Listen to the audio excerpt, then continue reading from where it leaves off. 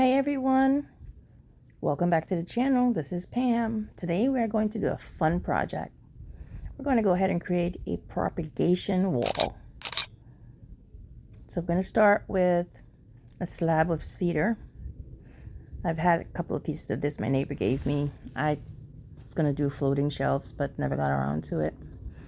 So this is almost 9 inches. So what I'm going to do is I'm going to do a little bit over 3 inches. Split it that way so I can have 3 equal pieces. It's 2-inch thick and it's about 26-inch lengthwise. So once I make my mark, I'm going to take it over to my table saw and I'm just going to rip it in 3 equal pieces. And of course, when you use a table saw, they're not always even. So once I did that, I put the 3 pieces on its side, and to get them even, I have our electrical hand planer. So I use that to get all of them even and level it up.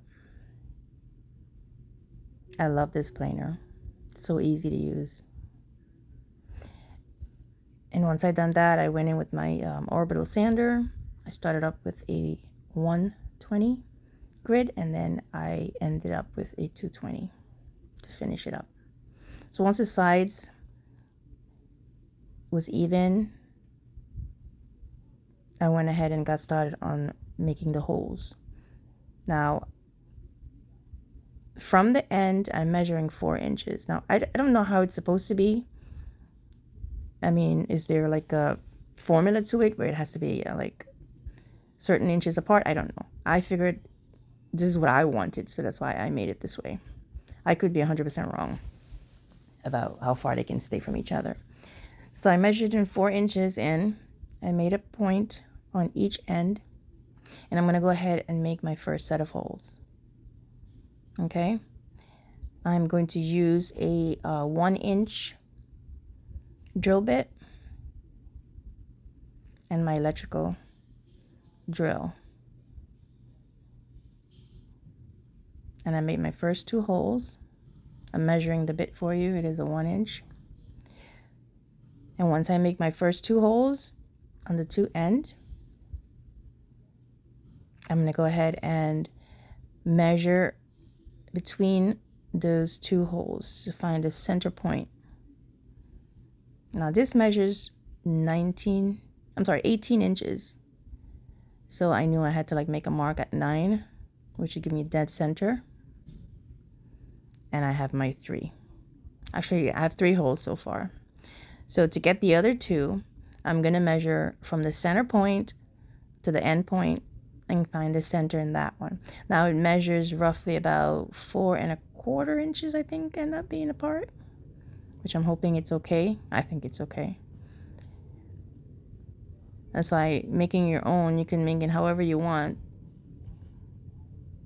Now, I've seen these on sale on Amazon. They're very inexpensive, you know, but it's not going to be the way I want it. You know what I mean? I kind of want to build it the way I want it. So once I did that, I lined up the holes. I'm just showing you right now how the holes are lined up. And then once I have my 5 holes, now I need 2 holes in the end to hang it, because I want it to be like a wall hanger. I didn't want anything in the wall. I didn't want to drill a hole in the wall. I just wanted something to just be suspended and it's movable. So that's about about 3/4 of an inch from the end is where we're going to go ahead and make that hole, and we're using a 1/2 inch drill bit for this one. Okay, so we make the 2 holes. Make sure that's centered, because if that hole is not centered, your shelf's going to be wonky. Here I am rolling some sandpaper on some dowels and sanding out the holes. Simple, easy. All set. I'm doing a dry fit here with my test tubes. They're glass. They're so pretty. It's exactly 1 inch in diameter. And they fit perfectly.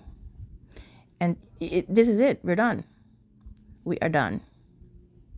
We made our holes to hang it. We're fitting our tubes and we're done. Okay? That's it. Simple. It's exactly the size I want. I was able to fit 5 tubes. So A normal person will be done. Of course, Pam is extra. So here I am coming in with my palm router with a round over bit. And I'm going to go ahead and make the edges. I found the edges a little bit too, square. So I'm going to go ahead and just pass it over and give it a nice little round edge. Look at that. It's so beautiful.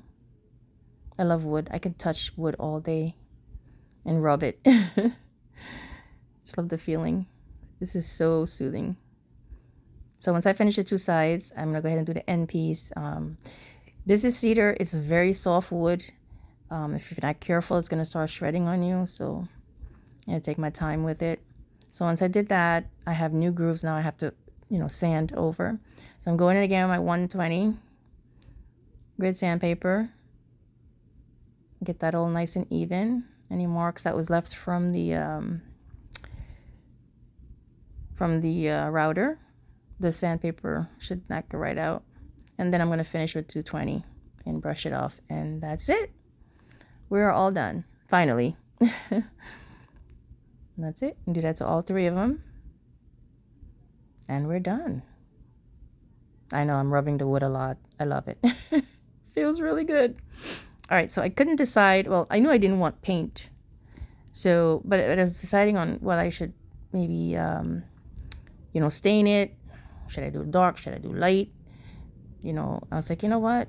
Cedar is a beautiful wood. It smells great. Why don't we just go ahead and just protect it and just leave it the way it is? So I went with that. I'm a simple gal. Don't want to complicate stuff.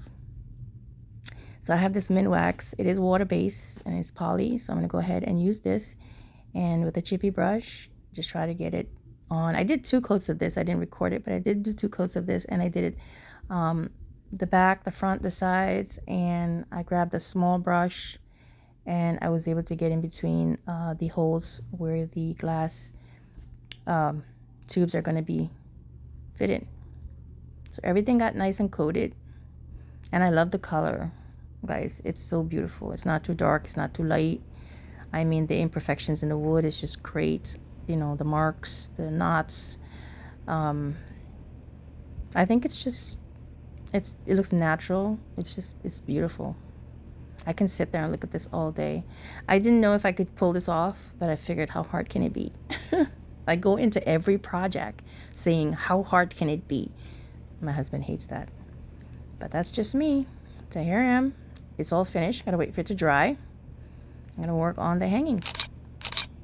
Here we are. It's all dry. So I'm figuring out this thing now. I don't know how to do it and how it's gonna happen, but I couldn't decide whether I should do macrame or do the jute rope. But I went ahead and went with the jute rope because I love the look of that.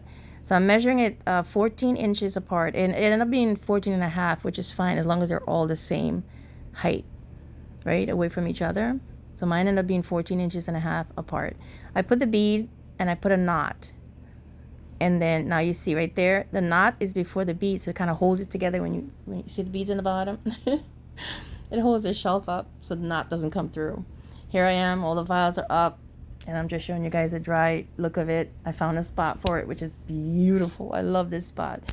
It's in the kitchen. We're sitting at the table having dinner or having lunch, and sitting as a family playing games, we have something to look at that is so relaxing and so beautiful. It's so simple but so beautiful. Here I am filling the water up. Now I'm using filtered water. I normally use rainwater on all my plants indoor because I collect some rainwater. But in this case, I'm using filtered water from my Berkeley filter for these plants. Filtered water is amazing for your plants. It's cleaner. It's just like us. Filtered water is better for us than pipe water. So I'm in the bag trying to get some cuttings. I love, love, love this plant. Now, somebody's going to have to help me out. I don't know the name of this. So I'm not going to tell you the name of this, but I just love it. My neighbor gave me a cutting, and I just have a whole bunch of it now in the yard, on the floor, in pots. They're all over. I love it. I love the color. It's very vibrant. I'm imagining it right now on my propagation wall, and I just think it's going to look really, really good. So this one cutting is going to give me 2 pieces because I have 2 nodes here, so I'm going to try to split it. And if I split carefully, yep, there you are. So I was able to hold on to a little bit of root on that one. And I'm grabbing some potos. Yes, yes, potos. I love potos. Got a lot of those. And this is Brazil philodendron. I'm not lucky with this plant at all. I mean, she's struggling. It's viney. It's like either I can't get it right. I've had this plant for about a year, and it's like one minute she's nice and lush, next minute she's viney and she's falling. Her leaves are dry, crusty. So I don't know. I'm gonna keep trying with her because I love the color. And I'm gonna get a piece of my Sansevieria, which is / snake plant, because that looks beautiful. Here we are. I grabbed some more from, I have some Scheffeleras here, ZZ plants. It's beautiful. I love it. I hope you guys enjoy this video, and I hope that you can go ahead and make one for yourself. Thanks for watching. Bye.